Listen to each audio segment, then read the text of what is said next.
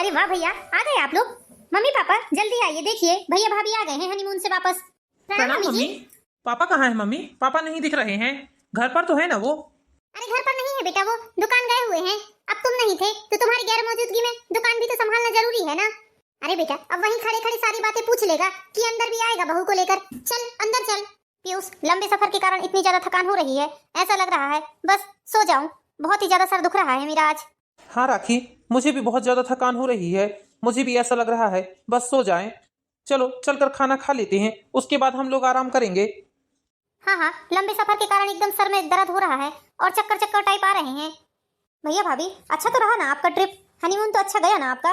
हाँ गुड़िया, हमने फुल एंजॉय किया। बहुत मजा आया ट्रिप में। ऐसा लग रहा था घर वापस ही ना आते। बहुत ही अच्छी जगह है। भाभी, आपका चेहरा इस तरह क्यों उतरा हुआ है? क्या हुआ? आपको अच्छा नहीं लग रहा है क्या? बताइए मुझे, मैं आपके लिए गोली ला देती हूँ। दीदी, मेरा सर बहुत ज्यादा दर्द कर रहा है और सफर के कारण एकदम चक्कर चक्कर आ रहे हैं। ऐसा लग रहा है बस सो जाती तो अच्छा लगता मुझे। अरे भाभी, तो आप सो जाइए ना। एक काम करती हूँ, मैं आप दोनों के लिए अच्छी अदरक वाली चाय बना कर लाती हूँ। देखना 1 मिनट में आपका सर दर्द ठीक हो जाएगा। दीदी सच में कितनी अच्छी हैं, कितना ख्याल रखती हैं हम दोनों का। बहुत ही प्यारी है वो। ऐसा लगता है जैसे ननद के रूप में मुझे बहन मिल गई है। हाँ राखी, वो ऐसी ही है। सबसे प्रेम करती है वो। सबके लिए दया भाव है उसके मन में। बहुत ही ज्यादा उदार दिल की है वो। किसी के लिए उसके दिल में नफरत या गुस्सा नहीं रहता। अच्छा है, ऐसे इंसान बहुत कम मिलते हैं दुनिया में। बहुत ही कम ऐसी नंदे होंगी जो अपनी भाभी से इतना प्यार करती होंगी। आजकल की नंदों को तो देखो किस तरह की हरकतें करती हैं अपनी भाभी के साथ। ये लीजिए भैया आपकी कॉफी, और भाभी आपकी अदरक वाली चाय। पीकर एकदम दिमाग फ्रेश हो जाएगा आपका, ताजगी आ जाएगी आपके शरीर में। अरे वाह, थैंक यू गुड़िया। तू हम लोगों का कितना ख्याल रखती है। भगवान तेरी जैसी बहन हर किसी को दे। रहने दो भैया, अब ज्यादा मस्का भी मत लगाओ। बताओ क्या काम है आपको मुझसे? कर देती हूँ मैं आपका काम। अरे नहीं नहीं गुड़िया, मैं मस्का नहीं लगा रहा हूँ। मैं सच में तुम्हारी तारीफ कर रहा हूँ। ये लीजिए भाभी चाय। चाय पीकर आपका सर दर्द 1 मिनट में दूर हो जाएगा, देखना। ये क्या बहू, तुम्हारी माँ ने तुम्हें जरा भी तरीका नहीं सिखाया है क्या? ये कौन सा तरीका है? तुम घूम कर आई हो और अपनी ननद से चाय बनवा कर पी रही हो? मम्मी जी, मेरा सर बहुत ज्यादा दर्द कर रहा था और एकदम चक्कर भी आ रहे थे सफर के कारण, इसलिए दीदी ने मुझे चाय बना कर दी है। अरे तुम इस घर की बहू हो और बहू का क्या फर्ज है? तुम हमारी बेटी यानी अपनी ननद से तुम चाय बनवा कर पी रही हो। तुम्हें चाय पीना था तो तुम खुद ही किचन में जाकर चाय बना सकती थी। माँ, सफर के कारण एकदम थकान हो रही थी, इसलिए गुड़िया से मैंने चाय बनाने के लिए बोला था। माँ, इसमें इतनी भड़कने वाली बात क्या है? इतना गुस्सा बताने वाली बात क्या है? भैया भाभी को मैंने चाय बनाकर दे ही दी तो क्या हुआ? रसोई संभालने का काम बहू का है। आज से बहू रसोई संभालेगी। मैं बता देती हूँ गुड़िया, तुम्हें तुम्हें किचन में जाने की जरूरत नहीं है अब। बहू चाय पी लो, उसके बाद मुंह हाथ धुलकर फटाक से किचन में आना। किचन का काम समझा देती हूँ तुम्हें मैं, क्या बनाना है क्या नहीं। शाम के खाने की तैयारी कर लो, शाम होने ही वाली है। क्योंकि अब घूम कर आई हो तो इसका मतलब ये नहीं है कि तुम घर के काम ही नहीं करोगी। घूमना फिरना हो गया है तो अब रसोई संभाल लो, जरा अपनी घर गृहस्थी संभाल लो। क्योंकि तुम इस घर की बहू हो और बहुओं की जिम्मेदारी होती है रसोई और घर गृहस्थी संभालने की। और गुड़िया, तुम यहाँ खड़ी खड़ी क्या कर रही हो? जाओ जाकर अपनी पढ़ाई करो। फिर ये मत बोलना कि घर के कामकाज में लगी रही और मेरी पढ़ाई नहीं हो पाई और मेरे मार्क्स कम आए हैं। मैं बिल्कुल नहीं सुनूंगी तुम्हारी बात। निकलो यहाँ से, चलो जाओ जाओ अपनी पढ़ाई लिखाई करो। पेपर आने वाले हैं ऐसे ही। अब बहू रानी चाय का कप लेकर खड़ी ही रहोगी कि किचन में भी आओगी? आओ किचन में जल्दी से, तुम्हें हम सब समझा देते हैं किचन का काम। मम्मी, राखी को तो संभालना ही है किचन, लेकिन आज रहने दो मम्मी। आज आप और गुड़िया दोनों मिलकर खाना बना लो, क्योंकि राखी की तबीयत ठीक नहीं लग रही मम्मी। उसका सर बहुत भारी हो रहा है। इतने लंबे सफर से आए हैं हम लोग। मुझे खुद अजीब सा लग रहा है, एकदम तबीयत खराब जैसी लग रही है। देखो बेटा, हम तुम्हें साफ साफ समझा देते हैं, फिर बाद में मत बोलना कि माँ ने कुछ बताया नहीं। इसलिए तुम अभी से सुन लो बेटा, सास बहू के बीच में बोलने की जरूरत नहीं है तुम्हें। हमारी घर गृहस्थी है, हम देख लेंगे हमें कैसे संभालना है। तुम तो बस अपने पापा के साथ अपनी दुकान संभालो, उतना ही काफी है तुम्हारे लिए। तुम्हें यहाँ ध्यान देने की जरूरत नहीं है कि माँ क्या बोल रही है और तुम्हारी बीबी क्या बोल रही है। चाय पीकर हो जाएगी तो फटाक से किचन में आना, तुम्हें हम सारी बातें समझा देते हैं। शादी के बाद 1 हफ्ते खूब घूमना फिरना हो गया तुम्हारा। अब घूमने फिरने से दिमाग हटा लो और जल्दी से अपनी गृहस्थी संभालने में लग जाओ। ठीक है मम्मी जी, आ रही हूँ मैं। राखी, माँ की बातों का बुरा मत मानना। वो थोड़ी कड़क मिजाज की हैं। उनका स्वभाव थोड़ा तेज है, इसलिए थोड़ा मैनेज करके चलना पड़ेगा तुम्हें। ठीक है पीयूष, तुम परेशान मत हो। तुम कॉफी पी लो, उसके बाद मुंह हाथ धुलकर रेस्ट कर लो तुम। मैं आती हूँ किचन से, मम्मी जी क्या काम बता रही हैं देखती हूँ मैं। हाँ मम्मी जी बोलिए, मुझे क्या काम करना है? मुझे समझा दीजिए, मैं सारे काम देख लूंगी। देखो बहू, हम ये चाहते हैं तुम हमारी इकलौती बहू हो और तुम बहुत अच्छे से घर गृहस्थी के काम में निपुण हो जाओ। अभी तक जो भी हुआ, अब तुम अपने मायके में करती थी नहीं करती थी, मुझे उससे कोई मतलब नहीं है। लेकिन अब तुम्हारी शादी हो चुकी है और तुम्हें घर गृहस्थी के काम में निपुण होना पड़ेगा। हाँ ठीक है मम्मी जी। हाँ तो ठीक है, अब आज से मैं रसोई के काम से संन्यास लेती हूँ और घर गृहस्थी के काम से भी संन्यास लेती हूँ। अभी किचन तुम्हारा हुआ, तुम इस किचन को संभालो। शाम की खाने की तैयारी कर लो, क्या बनाना है तुम मुझसे पूछ लेना। हे भगवान, मम्मी जी ने तो मुझे बताया तक नहीं कि कौन सी चीज कहाँ रखी है, राशन कौन से डब्बे में है, मसाले कौन से डब्बे में है। मैं तो इस घर का कुछ भी नहीं जानती हूँ। अभी 8 दिन मुश्किल से हुए हैं मेरी शादी को, और शादी के दूसरे दिन ही हम लोग चले गए थे हनीमून मनाने। एक तो सर में इतना दर्द हो रहा है, चक्कर भी आ रहे हैं। मैं अभी खाना बनाऊंगी तो मेरा और ज्यादा सर दर्द करेगा, लेकिन क्या बताऊं, मम्मी जी ने ऑर्डर दे दिया है तो उनकी आज्ञा का पालन तो करना ही पड़ेगा। हे भगवान, कहाँ मसाले के डब्बे देखूं, कहाँ तेल ढूंढूं, कहाँ राशन ढूंढूं, मुझे तो कुछ भी समझ में नहीं आ रहा है। दिमाग भी काम नहीं कर रहा है मेरा। भाभी जाइए, आप जाकर आराम करिए, मैं बना लेती हूँ खाना, आप परेशान मत होइए। मैं समझ सकती हूँ आप इतने लंबे सफर से आई हैं, थक गई होंगी ना आप। दीदी, शाम के खाने की तैयारी करनी है मुझे, मम्मी जी ने मुझे ये बोल कर गई हैं। अब यदि शाम का खाना नहीं बन पाएगा समय से तो मम्मी जी मुझे भी डांटेंगी और आपको भी डांटेंगी, इसलिए आप जाइए, जाकर अपनी पढ़ाई करिए, मैं बना लूंगी खाना। हाँ हाँ भाभी, मुझे पता है आप खाना बना लेंगी, लेकिन भाभी आप अकेले अकेले परेशान होंगी। चलिए मैं आपकी हेल्प कर देती हूँ। आपको ये भी नहीं पता है ना कि कौन से डब्बे कहाँ रखे हैं, किस डब्बे में मसाले हैं, किस डब्बे में दाल है, किस डब्बे में आटा है, किस डब्बे में चावल है। ठीक है दीदी, चलिए मुझे बता दीजिए आप कौन सी चीज कहाँ रखी है, उसके बाद मैं आराम से खाना बना लूंगी, आप परेशान मत होइए। उसके बाद आप जाकर अपनी पढ़ाई करिएगा। चलिए भाभी, मैं आपकी हेल्प कर देती हूँ, इसी बहाने कम से कम मुझे आपके साथ रहने का मौका तो मिलेगा। हाँ ठीक है दीदी, चलिए। आइए भाभी, मैं आपको स्टोर रूम में लेकर चलती हूँ, वहाँ सारे सामान रखे रहते हैं हमारे रसोई के, मसाले, अनाज, गेहूँ, सब कुछ वहीं मिलेगा आपको। ये क्या बहू, अभी अभी तो तुम्हें हमने समझाया है ना कि आप तुम्हें अकेले ही रसोई संभालना है, तुम हमारी बेटी को अपने नौकर बनाकर रखना चाहती हो क्या? मम्मी कैसी बात कर रही हैं आप? मैंने खुद ही भाभी से बोला है कि मैं आपको चलकर सारे डब्बे बता देती हूँ, कहाँ राशन रखा है, कहाँ मसाले रखे हैं। अब उन्हें क्या पता कि हमारे घर में कौन सी चीज कहाँ रखी है? अरे नहीं पता है तो वो ढूंढ भी तो सकती है ना, भगवान ने आंखें दिया है कि नहीं बहू को, तुम हेल्प करोगी जब भी वो ढूंढेगी। चलो, हमने तुम्हें बोला ना चलकर पढ़ाई करो, बहू के साथ किचन में काम करवाने की जरूरत नहीं है, वो अकेली ही किचन संभाल लेगी। और हाँ बहू, आइंदा से हमारी बेटी से किसी प्रकार की मदद लेने की जरूरत नहीं है, तुम अपना काम खुद करना, अपने हाथ पैर चलाकर और आंखें खोलकर देख लो कहाँ कौन से डब्बे रखे हैं। देखो बहू, हम जानते हैं तुम सफर से आई हो, थक गई हो, तुम इतने भी निर्दयी नहीं है हम। तुम एक काम करो, जल्दी से सारा खाना पीना बनाकर सबको खिला पिला दो और बर्तन मांज धोकर हमारे कमरे में आना, फिर हम तुम्हें बताते हैं सारे नियम कानून हमारे घर के। आज तो बस किचन का काम करके ही फुर्सत हो जाओ जल्दी से, और उसके बाद में फिर कल से सारे काम पर भिड़ जाना। और हाँ बहू, जब रात को किचन का सारा काम हो जाएगा तो गैस बढ़िया से साफ करना, और उसके बाद सारे घर वालों के लिए एक एक गिलास हल्दी का दूध गर्म करके सारे घर वालों को देना। उसके बाद ही तुम जाकर अपने कमरे में सोना, और सोने से पहले हमारे पास आना। हाँ ठीक है मम्मी जी। मम्मी जी तो ऐसा बोल रही हैं कि बस किचन का काम ही कर लो आज, और क्या काम होता है किचन में, सारे काम तो मुझे ही बता दिए हैं मम्मी जी ने। कौन सी छूट मिली है मुझे घर के काम में? मुझे तो ये भी नहीं पता हल्दी मिर्ची नमक का डब्बा है कहाँ, राशन कहाँ है, मैं कहाँ क्या ढूंढूंगी, मुझे तो कुछ भी समझ में नहीं आ रहा है। सर है कि दर्द से फटा जा रहा है, चक्कर भी आ रहे हैं, 10 घंटे के लंबे सफर से आए हैं, उसके बाद भी 1 मिनट बैठने को तक आराम नहीं मिला है। हे भगवान, जब अभी मम्मी जी मेरा ये हाल कर रही हैं तो ना जाने आगे चलकर मेरे साथ क्या करेंगी, मुझे तो कुछ भी समझ में नहीं आ रहा है। कम से कम आज तो मुझे रेस्ट करने देना था, उसके बाद कल से तो मैं खुद ही अपने सारे काम में भिड़ जाती। अब जो भी है जैसा भी है, काम तो करना ही पड़ेगा मुझे। इस तरह बैठी रहूंगी तो मैं ही लेट होंगी काम में, जल्दी से फ्री हो जाती हूँ, उसके बाद जाकर आराम करूंगी। ये लीजिए मम्मी जी आपका हल्दी वाला दूध। बहू अभी वो टेबल पर रख दो, ठंडा हो जाएगा दूध जब हम पी लेंगे, और यहाँ आकर हमारे पास बैठो, हमें तुमसे कुछ जरूरी बातें करनी है। जी मम्मी जी बोलिए। देखो बेटा, आज तो तुम थक गई हो, इसलिए तुम आज जल्दी सो जाओ, आज तुम्हारे लिए कोई काम नहीं है, बाकी कल के हम काम तुम्हें समझा देते हैं। आज रात को ही तुम अलार्म लगा देना, सुबह 4:30 बजे सोकर उठना, उठने के बाद तुरंत सारे घर की साफ सफाई करना, उसके बाद नहा धोकर पूजा पाठ करना, और उसके बाद सारे घर वालों के लिए चाय नाश्ता बनाना। और हाँ बहू, चाय नाश्ता करने के बाद फिर अपना खाना पीना में जुट जाना, खाना पीना बनाकर फुर्सत होना, उसके बाद आधा 1 घंटे आराम करना, उसके बाद 2-2:30 बजे से तुम घर के सारे ऊपरी काम करने लगना, और रात के खाने पीने की तैयारी करने के बाद खाना पीना खिला पिलाकर झाड़ू बर्तन पोछा सब कर लेना रात का ही, और उसके बाद सारे घर वालों के बिस्तर लगाना है तुम्हें।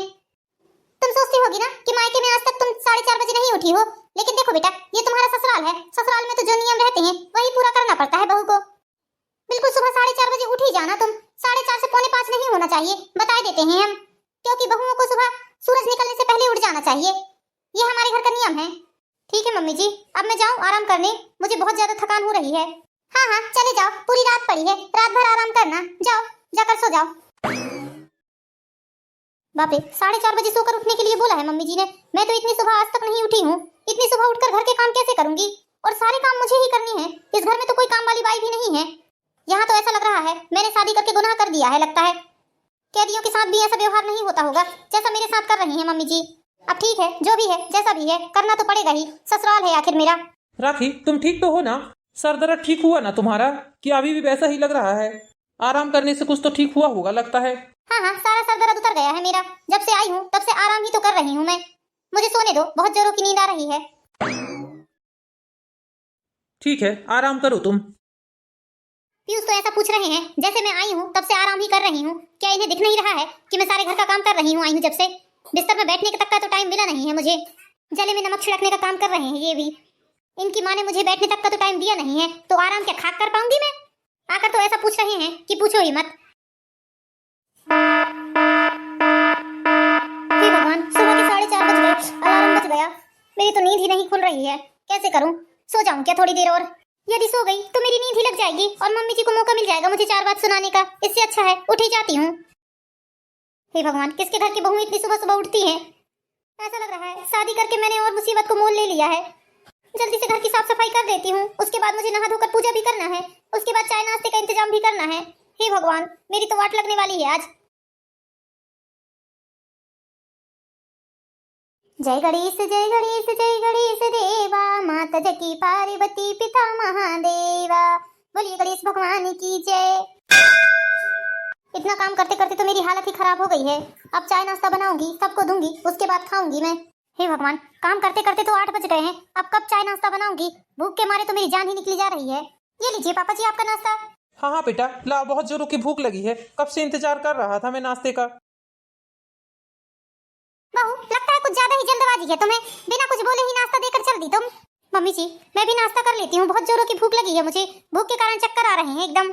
अरे हाँ हाँ कर लेना, अभी तो 8 ही बजे हैं, ऐसी भी क्या जल्दी है नाश्ता करने की? तुमने ये आलू के पराठे ऐसे ही लाकर रख दी हो, एक काम करो थोड़ा सा अचार और ला दो हमें, अचार के साथ खाएंगे हम आलू के पराठे। अरे भगवान, तुम ही जाकर लेकर आ जाओ नाश्ता। बहू को जोरों की भूख लगी है, तुम्हें दिखाई नहीं दे रहा है क्या? तुम लेकर आ जाओगी अचार तो क्या बिगड़ जाएगा? अच्छा, बहू के रहते हुए अब मैं अपना नाश्ता छोड़कर अचार लेने जाऊंगी? अच्छी बता रहे हो तुम तो। बहू को क्यों लेकर आए हैं हमने शादी करके? इसी दिन के लिए लेकर आए हैं ना कि हम बैठे रहेंगे और वो हमें चाय नाश्ता खाना पीना लाला कर देगी, 2 वक्त का खाना पका कर देगी हमें, सुख शांति से हम खाना पीना खा सकेंगे, हमारा जीवन सुकून से गुजरेगा। यही सोचकर तो हमने बहू लेकर आए हैं ना। और तुम उल्टी ही शिक्षा दे रहे हो। बहू के सामने ऐसे बोलने की जरूरत क्या है तुम्हें? उसकी सह नहीं बढ़ेगी क्या? इतने सालों से मैंने ही तो रसोई और घर गृहस्थी संभाली है या नहीं? बताओ तुम ही। अब बहू आ गई है तो कम से कम उसे संभालने दो। मुझे भी तो थोड़ा महसूस होना चाहिए कि मैं सास बन गई हूँ, सास। और सास का रुतबा भी होता है, पता नहीं है क्या तुम्हें? तुम्हारी माँ मुझ पर कैसे रोज झाड़ती थी, तब तुम्हारी जुबान कहाँ गई थी? जो आज जुबान चल रही है, शायद वो पहले चली होती तो आज कितना अच्छा होता। अरे भाई, गलती हो गई मुझसे जो मैंने तुमसे ऐसा बोल दिया। शांति से खा लो नाश्ता और मुझे भी नाश्ता करने दो। हाँ करो ना तो नाश्ता, मैं कौन सा तुम्हारे मुंह से निवाला छीन रही हूँ? जब देखो तब मेरे पीछे ही पड़े रहते हैं, हर बात में ऑब्जेक्शन होता है तुम्हें मेरी। बहू के सामने उसका पक्ष लेने की जरूरत नहीं है, बता देती हूँ मैं। वो ऐसे में क्या सोचेगी? उसकी सह नहीं बढ़ेगी क्या? माँ, राखी भी तो सुबह से उठी है ना, सच में उसे भूख लग गई होगी। आप ये बात क्यों नहीं समझ रही हैं? पापा ने सही तो बोला, गलत क्या बोला है जो पापा पर इतना भड़क रही हैं आप? देखिए माँ, वो पराई घर की लड़की है, उसे अपना बनाकर रखोगे तो वो भी आपको अपना समझेगी, वरना ऐसा ना हो। वरना वरना क्या? माँ, इस तरह अनाज का अनादर नहीं किया जाता। क्या ही गलत बोल दिया मैंने जो आपने नाश्ते की प्लेट को नीचे पटक दिया जमीन पर? 8-10 दिनों में तू इतना बदल जाएगा मैंने कभी सोचा भी नहीं था रे। गिरगिट भी इतनी जल्दी रंग नहीं बदलता जितने जल्दी तूने रंग बदला है बेटा। मुझे यकीन नहीं हो रहा है तू मेरा वही बेटा है जो मेरे लिए जान छिड़कता था, आधी आधी रात तक मेरे लिए जगा रहता था जब मेरी तबीयत खराब होती थी, और आज तू अपनी औरत के कारण मुझे उल्टा सीधा सुना रहा है। हे भगवान, ये दिन दिखाने से पहले आपने मुझे उठा क्यों नहीं लिया भगवान? हे भगवान, मैंने तो इतना पुण्य किया है, इतने सत्कर्म किए हैं, आखिर ऐसा कौन सा पाप कर दिया था जो ऐसा बेटा और ऐसा पति दिया है आपने मुझे? मेरे त्याग और बलिदान का ये सिला दिया है मेरे बेटे ने। मैंने कभी नहीं सोचा था कि ये मुझसे इस तरह जवान लड़ाएगा। जो मेरा श्रवण बेटा हुआ करता था, आज वो बेटा मुझसे जवान लड़ा रहा है, मेरे सामने अपनी बीवी का पक्ष ले रहा है। हे भगवान, ये दिन देखने से पहले मैं मर क्यों नहीं गई? बहू के आते ही सारे घर वाले बहू की तरफ हो गए, मुझे एकदम ही अकेला कर दिया है इन लोगों ने। बेटी देखो तो वो भी अपनी भाभी के गुणगान गाते रहती है, लड़का देखो तो वो भी अपनी बीवी के गुणगान गाते रहता है, और मेरा पति तो मेरा रहा ही नहीं, वो तो अपनी बहू के ही गुणगान गाते रहता है। अब तुम ही लोग करो नाश्ता, मुझे नहीं करना है नाश्ता वास्ता। अब मैं चली अपने कमरे में सोने के लिए, सर मेरा तरफ से फटा जा रहा है। बेटा, तू इसकी बातों में ध्यान मत दे, तुझे तो पता है ना ये कैसी है। इसकी तो शुरू से ही ऐसी ही आदत है, तू इसकी बातों में ध्यान मत दे, चल नाश्ता कर। जब इसका दिमाग ठंडा होगा तो खुद ही आकर चाय नाश्ता करेगी, तू खा। रमा देवी शुरू से ही चिड़चिड़े और गुस्सैल स्वभाव की महिला थी। बेटा बेटी और पति उनके स्वभाव को अच्छी तरह जानते थे, इसलिए वो लोग ध्यान नहीं देते थे। लेकिन बहू उनके स्वभाव से एकदम अनजान थी। वो तो बस यही सोचती थी मम्मी जी ऐसा क्यों कर रही हैं, यही सोच सोच कर बेचारी टेंशन लेती थी। और रमा देवी हैं कि अपनी बहू पर आए दिन हुक्म चलाती रहती थी, बस उनका आर्डर चलते ही रहता था। बहुत परेशान करके रख दिया था उनने अपनी बहू को। सुबह से बेचारी इसी तरह काम करती थी, 8-9 बजे उसे चाय नाश्ता मिलता था, 4-4:30 बजे से उठने के बाद लथड़ लथड़ काम करती रहती थी। इसी तरह धीरे धीरे करते करते वो घर के कामों में तो निपुण हो गई थी, लेकिन उसकी हालत धीरे धीरे करके नाजुक होने लगी थी, क्योंकि चाय नाश्ता और खाने पीने का समय निश्चित नहीं था। जब तक वो घर का सारा काम नहीं कर लेती थी, जब तक उसे खाना भी नसीब नहीं होता था। उसने बहुत कोशिश की कि वो सुबह 6:30-7 बजे सोकर उठे, लेकिन नहीं, उसकी सास के कारण ये होना संभव नहीं था। 4:30 बजे से उठने के बाद 9 बजे काम करके फुर्सत होती थी, जब उसे नाश्ता नसीब होता था। उसके कारण उसकी भूख से हालत खराब होने लगी थी। भाभी क्या हुआ, आपकी तबीयत तो ठीक है ना? कुछ दिनों से देख रही हूँ मैं, आपकी तबीयत ठीक नहीं लग रही है। दीदी मुझे अंदर ही अंदर बहुत ज्यादा कमजोरी लगती है, धीरे धीरे करके ऐसा लगता है जैसे मेरी हालत खराब होती जा रही है। अंदर ही अंदर मुझे बहुत घबराहट होती है। भाभी कल आप डॉक्टर के पास चले जाइए, चेकअप करवा लीजिए, हो सकता है आपको हड्डियों में बुखार हो। दीदी घर का इतना सारा काम हो जाता है, उसके बाद चाय नाश्ता खाना पीना भी समय पर नहीं मिलता है मुझे, बस इसी कारण मेरी हालत खराब हो रही है, मुझे तो यही लग रहा है। हाँ भाभी यही कारण हो सकता है आपके शरीर के कमजोर होने का, आपको कमजोरी भी बहुत ज्यादा दिखने लगी है, आंखों के नीचे आपके डार्क सर्कल्स आ गए हैं। भाभी आप अकेले अकेले इतने बड़े घर का काम करती हैं, मुझे बिल्कुल भी देखकर नहीं होता है, लेकिन क्या करूं, मम्मी के कारण मैं आपकी हेल्प भी नहीं करवा सकती। आप तो जानती हो ना, जैसे ही आपकी हेल्प करवाने किचन में आती हूँ, मम्मी आपको ही भला बुरा सुनाने लगती हैं। ये बात मुझे बिल्कुल पसंद नहीं आती है कि मेरे कारण आप मम्मी से उल्टा सीधा सुने।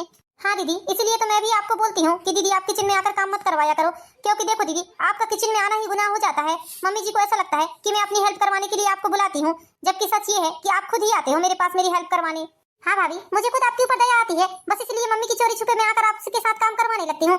लेकिन मम्मी है जैसे ही देखती हैं आपको ही भला बुरा सुनाने लगती हैं, और मैं नहीं चाहती मेरे कारण मम्मी आपको उल्टा सीधा सुनाए। वैसे ही आप मम्मी से इतना परेशान रहती हैं, लेकिन भाभी मम्मी आपको इतना कुछ सुनाती रहती हैं, आप चुपचाप रोते रोते सारी बातें सुन लेते हो, ये तो गलत बात है ना। आप अपने लिए नहीं लड़ोगे तो और किसके लिए लड़ोगे? जो इंसान अपने लिए नहीं लड़ सकता वो कभी किसी के लिए नहीं लड़ सकता। अत्याचार करने वाले से ज्यादा अत्याचार सहने वाला दोषी होता है, एक बात ध्यान रखिए आप।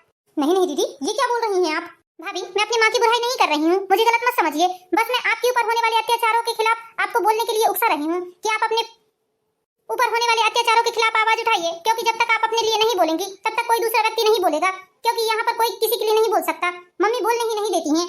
ठीक है भाभी मैं चलती हूँ, अपनी पढ़ाई करने बैठती हूँ, वरना मम्मी मुझे फिर यहाँ पर देख लेंगी तो फिर आपको 2-4 बातें सुनाने का उन्हें मौका मिल जाएगा। वैसे दीदी बोल तो सही रही हैं, मैं मम्मी जी के अत्याचार क्यों सहूं भला?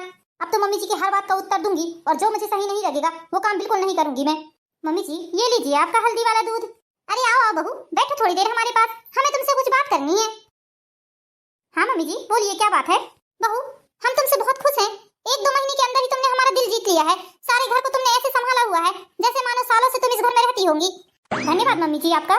देखो बहू हम बात को ज्यादा घुमाएंगे फिराएंगे नहीं, बात ऐसी है घर गृहस्थी के काम में तो तुम निपुण हो ही गई हो, जैसा हम बोलते हैं वैसा ही करती हो। अब हम ये चाहते हैं तुम जल्द से जल्द हमें खुशखबरी सुना दो बेटा। मतलब मैं समझी नहीं मम्मी जी, आपका कहने का मतलब क्या है? अरे बेटा हम ये बोल रहे हैं अब इस घर में एक खिलौना दे दो तुम, मतलब तुम हमें दादी बना दो अब। अच्छा आपका कहने का मतलब समझ गई मम्मी जी मैं, लेकिन मम्मी जी सॉरी मैं माँ नहीं बन पाऊंगी अभी, मैं आपको ये खुशखबरी नहीं सुना सकती मम्मी जी, सॉरी मुझे माफ कर दीजिए। अभी आपको इन सब चीजों के लिए थोड़ा इंतजार करना पड़ेगा। क्यों तुम अभी क्यों नहीं माँ बन सकती? और कब बनोगी? अपनी उम्र देख रही हो तुम? मम्मी जी मैं जो बोल रही हूँ बिल्कुल सोच समझ कर बोल रही हूँ, सारे घर की जिम्मेदारी मेरे सर पर है, समय से तो मुझे चाय नाश्ता और खाना पीना मिल नहीं पाता। अरे बहू तुम तो बस खाने खाने की ही रट लगाए रहती हो, जब देखो तब तुम्हें खाना पीना नहीं मिल रहा है कि चाय नाश्ता नहीं मिल रहा है। तुम खुद बनाने वाली हो और खुद खाने वाली, तुम्हारा हाथ किसने पकड़ा है? जो लग रहा है वो बनाओ और खाओ। मम्मी जी मुझे किसी चीज की कमी नहीं है, लेकिन आप ये बताइए सुबह 4:30 बजे उठकर मैं घर की साफ सफाई करूं, उसके बाद पूजा पाठ करूं, उसके बाद चाय नाश्ता बनाकर सबको कराऊं और फिर मैं करूं? 9 बज जाते हैं, काम करते करते भूख के कारण मेरी हालत खराब हो जाती है मम्मी जी, धीरे धीरे करके मेरा शरीर टूट रहा है, आपको क्या बताऊं अब मैं।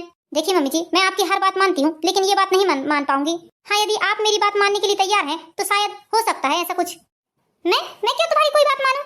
आखिर तुम हो कौन? इस घर की बहू हो, और बहुओं का इतना अधिकार नहीं होता कि सास पर अपना हुक्म चला सके। मम्मी जी मैं आप पर हुक्म नहीं चला रही हूँ, पहले मेरी बात समझ लीजिए, आप सुन लीजिए। देखिए मम्मी जी सुबह मैं उठकर सारे घर का झाड़ू पोछा बर्तन सारे काम कर लूंगी, बस आप नहा धोकर पूजा पाठ कर लीजिएगा। मैं नहा धोकर फ्री होकर सिर्फ चाय नाश्ते में भिड़ जाऊंगी, कम से कम थोड़ा टाइम बचेगा तो जल्दी मुझे चाय नाश्ता मिल पाएगा। नहीं ये पूजा पाठ वगैरह हमसे नहीं हो पाएगा, तुम ही संभालो ये सब। ठीक है मम्मी जी घर में एक काम वाली रख दीजिए, आप काम करती नहीं है, दीदी को काम करने नहीं देती हैं आप, एक काम करिए आप घर में एक काम वाली रख दीजिए तो मुझे थोड़ी सी सहायता हो जाएगी उसके जरिए। अच्छा तो तुम कहीं की महारानी हो क्या जो तुम्हारे लिए मैं घर में नौकरानी रखूं? इतने सालों तक मैंने अकेले ही घर संभाला है। हाँ तो ठीक है मम्मी जी आपका दादी बनने का सपना सपना ही रहेगा फिर, क्योंकि मैं घर के काम करते करते बहुत त्रस्त हो जाती हूँ, इसलिए बोल रही हूँ एक काम वाली रख दीजिए, या आप ही मेरी थोड़ी सी सहायता कर दीजिए। कुछ काम नहीं करना है आपको, बस पूजा पाठ संभालना है, क्योंकि पूजा पाठ करते समय मुझे 1 घंटे लग ही जाते हैं। पूजा पाठ करने से जो मेरा समय बचेगा उस समय पर मैं चाय नाश्ता बना लूंगी, तो मुझे भी चाय नाश्ता समय पर मिल जाएगा और घर वालों को भी चाय नाश्ता समय पर मिल जाएगा। अरे क्या बात है भाई, दोनों सास बहू के बीच में क्या बात चल रही है? ऐसा लग रहा है बहुत सीरियस मैटर पे बात चल रही है तुम दोनों की। हाँ सुन लो क्या बोल रही है तुम्हारी बहू। इतने सालों से घर में नौकरानी काम वाली नहीं आई है और अब तुम्हारी बहू के आते ही घर में काम वाली की डिमांड की जा रही है। तुम्हारी बहू बोल रही है कि घर में काम वाली बाई लगवा दो। क्यों, काम वाली बाई की आवश्यकता क्यों पड़ गई अचानक से? इतने सालों से तो घर में काम वाली बाई नहीं थी। पापा जी, सुबह 4:30 बजे से उठकर मैं घर के सारे काम करती हूँ। झाड़ू पोछा साफ सफाई करने के बाद में नहा धोकर पूजा पाठ करती हूँ, उसके बाद मैं चाय नाश्ता बनाती हूँ। काम करते करते मेरी हालत खराब हो जाती है पापा जी, भूख के कारण चक्कर आने लगते हैं। पापा जी, जब से शादी हुई है तब से मुझे बहुत कमजोरी लगती है, आंखों के सामने अंधेरी छाती है मेरे, और चक्कर चक्कर भी आते हैं। समय पर चाय नाश्ता खाना पीना ना मिलने के कारण मेरी हालत खराब होती जा रही है पापा जी। आपको तो पता है सारे घर के काम का जिम्मा मेरे सर पर ही है। अब ऐसे में आप बताइए, मम्मी जी बोल रही हैं कि तू खुशखबरी सुना दे। बस मम्मी जी की बात में हामी भरते हुए मैंने उनसे यही बोला कि आप कुछ मत करिए, बस नहा धोकर पूजा पाठ कर लीजिए, क्योंकि पूजा पाठ करने में 1 घंटा लग जाता है पापा जी। मैं सुबह उठकर साफ सफाई करने के बाद नहा धोकर चाय नाश्ता बना लूंगी। कम से कम पूजा पाठ करने से मेरा जो समय बचेगा उसमें चाय नाश्ता बनाकर समय पर सबको खिला दूंगी और मैं भी खा लूंगी। तो मम्मी जी बोल रही हैं कि मुझे पूजा पाठ नहीं करना है, पूजा पाठ करने में मेरा इंटरेस्ट नहीं है। या तो मैंने उनसे बोला कि घर में एक काम वाली बाई रख दीजिए जिससे मुझे थोड़ी सहायता मिल जाएगी, तो मम्मी जी घर में काम वाली बाई रखने के पक्ष में भी नहीं है। अब सुबह 4:30 बजे से उठकर मैं सारे घर का काम करूंगी और समय पर मुझे चाय नाश्ता खाना पीना नहीं मिलेगा तो मेरा शरीर कहाँ तक मेरा साथ देगा? मुझे तो बीमार जैसा लगता रहता है, फिर भी मैं सारे घर का काम करती हूँ। मैं मम्मी जी से काम धंधे के लिए नहीं बोल रही हूँ, सारे घर का काम मैं संभाल लूंगी। बहू, तुम बिल्कुल सही बोल रही हो बेटा, मैं तुम्हारी बात से पूरी तरह सहमत हूँ। मैं देखता हूँ सुबह से उठकर तुम सारे घर का काम करती हो, उसके बाद में तुम्हें ही चाय नाश्ता और खाना पीना सबसे आखिरी में नसीब होता है। मैं भी देख रहा हूँ, जब तुम शादी होकर आई थी तो तुम्हारे चेहरे में अलग ही चमक थी बेटा, और अब धीरे धीरे करके तुम एकदम बीमार जैसे दिखने लगी हो। तुम्हें देखकर यही लगता है बेटा कि तुम बीमार हो रही हो आजकल। ठीक है बेटा, वो पूजा पाठ नहीं करना चाहती है, मत करने दो। मैं घर में काम वाली बाई रखता हूँ, मैं अपने पेंशन के पैसे दूंगा तुम्हारी काम वाली बाई के लिए।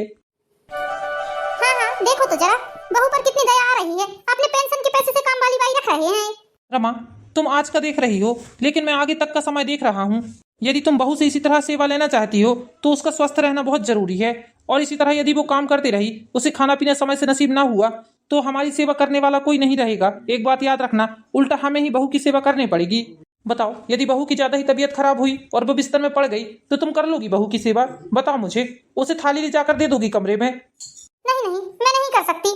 हाँ तो फिर बस एक काम वाली बाई रखने दो, तुम मत करो कोई भी काम। तुम्हें बहू काम के लिए नहीं बोल रही है, बस घर में काम वाली बाई रहेगी तो बहू को थोड़ी सहायता मिल जाएगी घर के कामों में, और फिर जो तुम बोल रही हो वो भी हो जाएगा। हाँ जी, तुम बिल्कुल सही बोल रहे हो, मैं ही गलत थी, मैं ही बहू के पीछे पड़ी रहती थी। ना जाने उसे क्या समझती थी मैं, आज मुझे सारी बात समझ में आ गई है। ठीक है, आपको जैसा लगे आप वैसा करो, मैं इस बारे में कुछ नहीं बोलूंगी अब। और हाँ बहू, तुमको जितने समय लगेगा तुम उतने समय उठ जाना बेटा, मैं तुम्हें कभी नहीं बोलूंगी कि तुम इतने समय क्यों उठी। तो दोस्तों, कैसी लगी आज की ये कहानी? यदि कहानी पसंद आई हो तो वीडियो को लाइक कीजिए, चैनल को सब्सक्राइब कीजिए। मिलते हैं नेक्स्ट वीडियो में दोस्तों, जब तक के लिए बाय बाय।